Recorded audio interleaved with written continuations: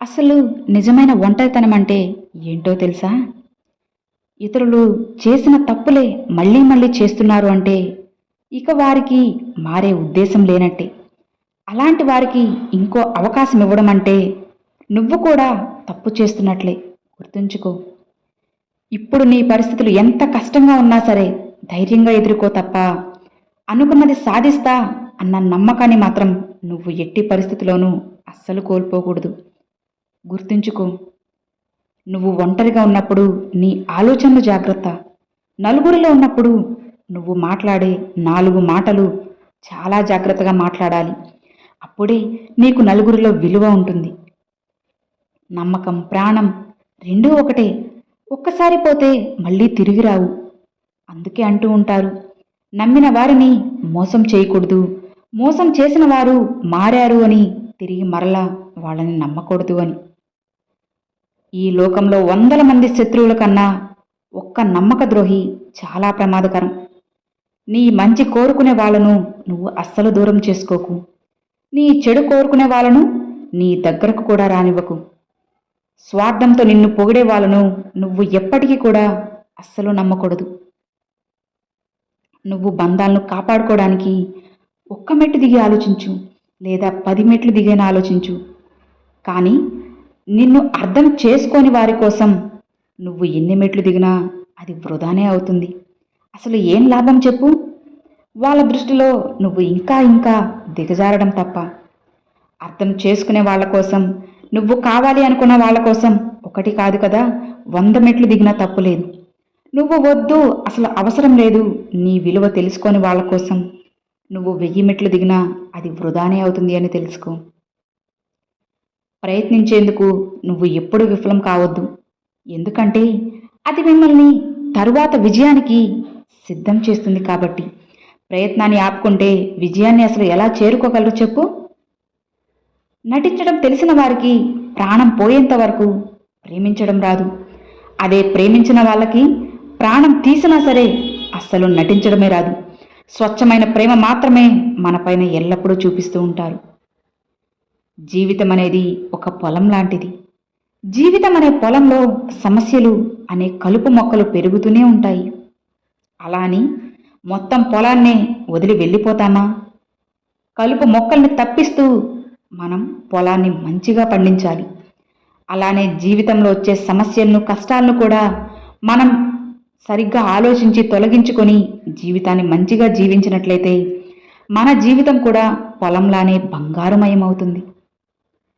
విధి అనేది 1000 తలుపులు మూసేసినా సరే మన ప్రయత్నం ఒక్క కిటికీనైనా తప్పకుండా తెరుస్తుంది. కాబట్టి ఎట్టి పరిస్థితుల్లోనూ ప్రయత్నాన్ని మాత్రం అస్సలు ఆపవద్దు. చిమ్మ చీకటిగా ఉన్న ఒక్క రూమ్లో ఒక చిన్న కిటికీయే కదా మనకి ఎంతో వెలుతురిస్తుంది. ద్వారాన్ని తీయనవసరం లేదు కదా, కిటికీని తీసినా సరే మనకు వెలుతురు వస్తుంది. అలానే ప్రయత్నం చేస్తూ ఉన్నట్లయితే ఖచ్చితంగా విజయం అనేది మన సొంతమవుతుంది.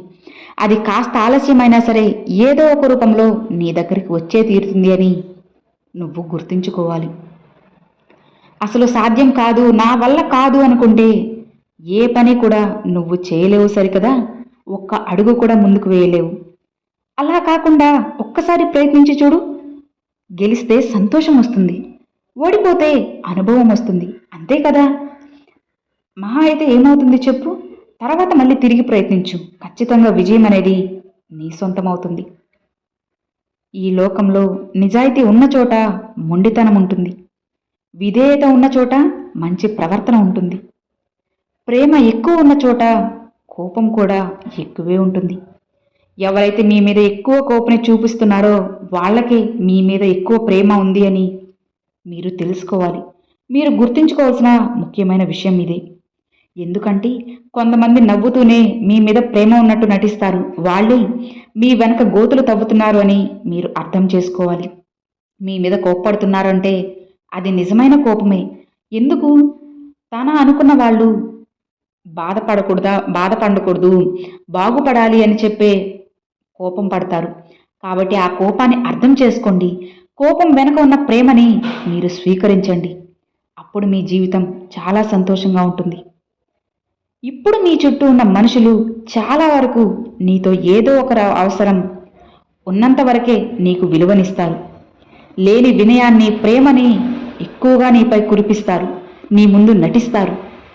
ఒక్కసారి వీళ్ళతో అవసరం తీరింది అంటే అసలు వాళ్ళ నిజస్వరూపాలన్నీ బయటపడతాయి. జాగ్రత్తగా ఉండు. ఈ లోకంలో ఇప్పుడు చాలా వరకు ఉన్నది అందరూ అవసరం కోసం వాడుకొని వదిలేసే వాళ్ళే ఉన్నారు.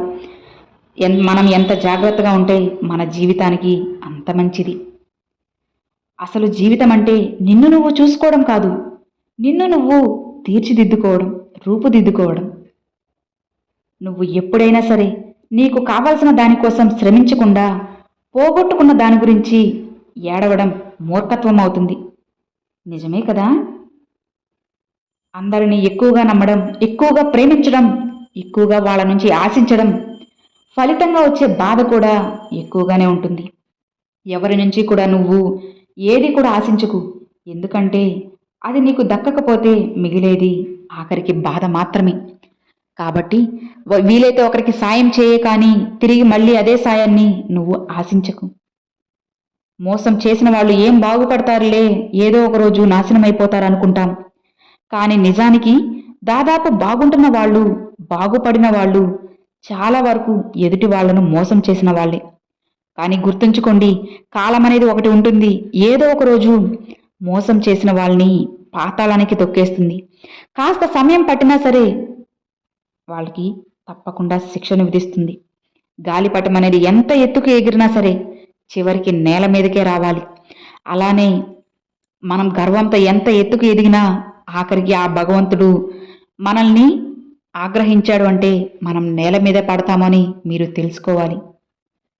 మౌనం, నవ్వు ఈ రెండు కూడా అద్భుతమైన సాధనాలు. నువ్వు సమస్యల్ని సులువుగా దాటేలా చేస్తుంది. మౌనం అనేది సమస్యలే లేకుండా నీకు చేయగలుగుతుంది. ఓడిపోతే గెలవడం నేర్చుకోవాలి. మోసపోతే జాగ్రత్తగా ఉండడం నేర్చుకోవాలి. చెడిపోతే ఎలా బాగుపడాలో తెలుసుకోవాలి. గెలుపుని ఎలా పట్టుకోవాలో తెలిసిన వాడికంటే ఓటమిని ఎలా తట్టుకోవాలో తెలిసిన వాడే గొప్పవాడు అవుతాడు. నువ్వు అనుకున్న దానికంటే ఎక్కువ సామర్థ్యం కలిగి ఉంటావు. నిన్ను నువ్వు ఎప్పుడూ కూడా అసలు తక్కువ అంచనా వేసుకోవద్దు. అలా నిన్ను నువ్వు ఇతరుల ముందు తక్కువ అంచనా వేసుకున్నావు అంటే వాళ్ళు నీకు విలువ ఇవ్వడం ఆపేస్తారు అని నువ్వు తెలుసుకోవాలి. అసలు నిజమైన ఒంటరితనం ఏంటో తెలుసా?